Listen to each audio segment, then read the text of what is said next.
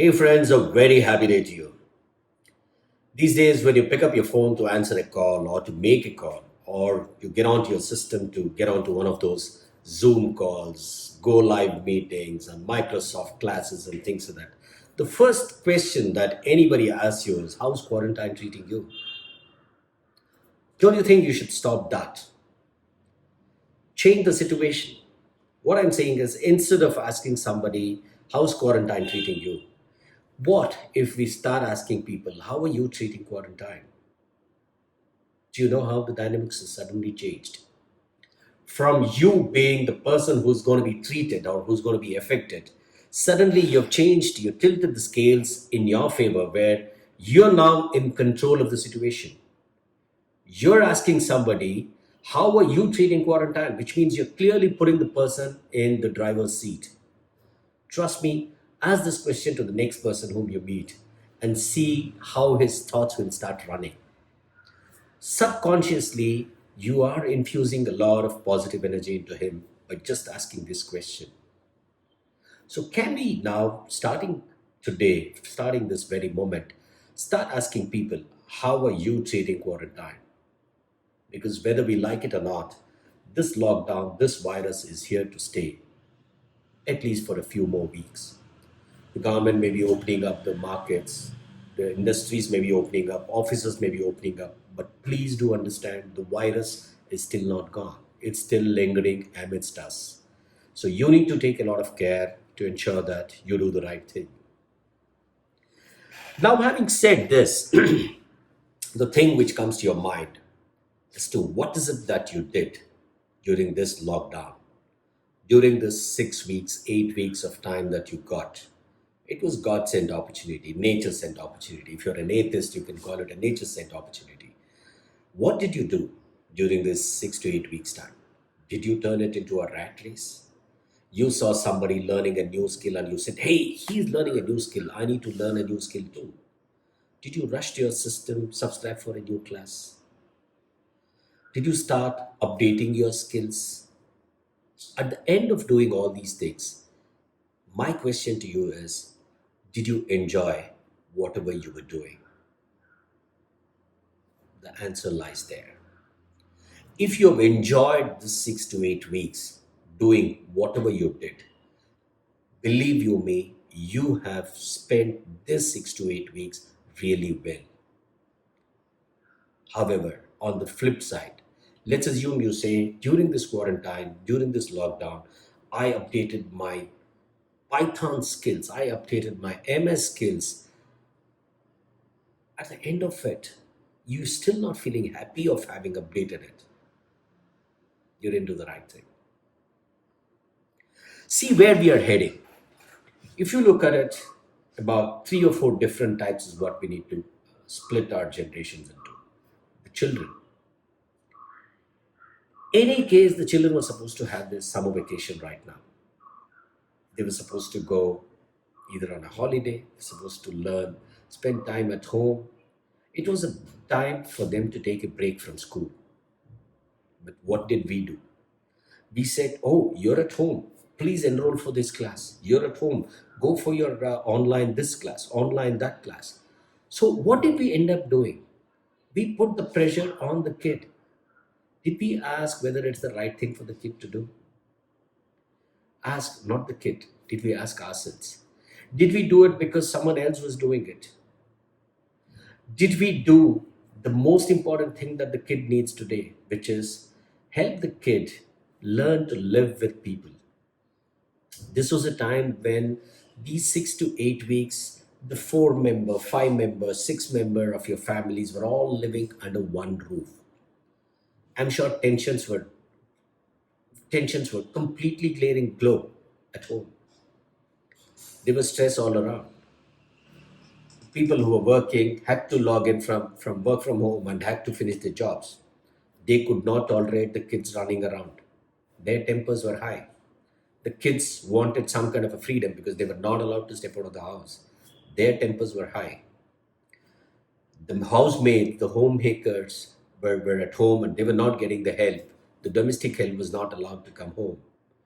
So they had to do the lot of cleaning, mopping, and things like that. Their tempers were high. So eventually, everyone's temper were high. During this time, did we tell each other? Did we help each other understand and be a little more empathic to each other? Did we tell them that, look, yes, it is fairly okay to have that kind of a temper, that kind of a stress. You are under stress. I understand that you are under stress, but let me help you overcome the stress. Let me not add to your stress. Did we do any such attempt? If you have, believe you me, you've done a good job. Not by learning those things online. If you're an adult, yes, you need to be honing your skills, you need to be updating your knowledge and things like that. But is that the only thing that we need? Do we need to learn only those Python, MS, music, this, that? Is there anything, the soft skills of life that we need to learn? Are we forgetting that? The most important thing that one needs to do, are we forgetting that? And if you ask me what's the most important thing that people today are missing, is spending time with the most beautiful, the most amazing person that you may ever come across. And that is you. That is you. Did you invest the time to spend time with yourself to understand what are you? What are your thoughts? Just spend the time with yourself. It calms you down so much. Are we doing it? If the answer is yes, you are spending time with them, with yourself, then you're doing the right thing. You're on the right path. This is not a philosophical statement, though it may sound so. This is a statement to learn to live with oneself. A lot of people start getting agitated when they're just put in a room just with themselves and their thoughts. That because it's all muddled out there. There are a lot of thoughts which are muddled in your brain. Can we change that and start learning to live with our thoughts? Let the thoughts calm down. If we do that, you're achieving some amount of a mental peace within you. You're at peace with yourself. If you're at peace with yourself, you will obviously be at peace with the surroundings around you. You're less likely to react in a negative way to any of the surroundings, any of the external pressures that could be mounting on you. So, my friends, this quarantine, if you ask me what you did, how did you do? Yes, I did a lot of spending time with myself. And I spent a lot of time with the kids around at home. I had my elders at home. So spend some time with them, understanding, things that probably I would never have been able to do or have not been able to do because of the work pressures that I had. But I feel very elated that I did so. I feel really happy that I did so. Yes, I also learned some cooking, tried some new dishes and things like that. But none of these things I did because someone else was doing it. I did because now I know that it is a calming thing. Cooking is a very calming thing. This is how I spent my lockdown period. Hopefully, the way things are looking by 18th, that's from the day after tomorrow, the offices should gradually start opening up. Public transport should gradually start opening up. But a word of caution, please don't rush and make situation difficult for yourself and the others around you. Because please don't forget, the virus is still amidst us. We have to make all possible attempts within our control to ensure that we eradicate the virus. And the best way to do it is isolate the virus, isolate the victims. Again, this is me, Shrikar, signing off. Before I tell you, yeah, that stay safe. This is what everyone would have told you. Stay safe. Take care of yourself. Take care of the nature. Take care of the environment around you. And most importantly, take care of yourself. Because unless you invest in yourself, things are not going to change.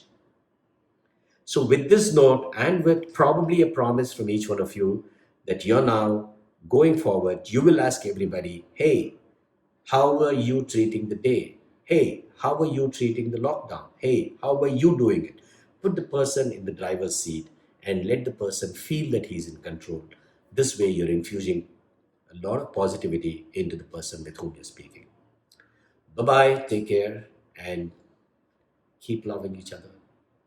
Cheers.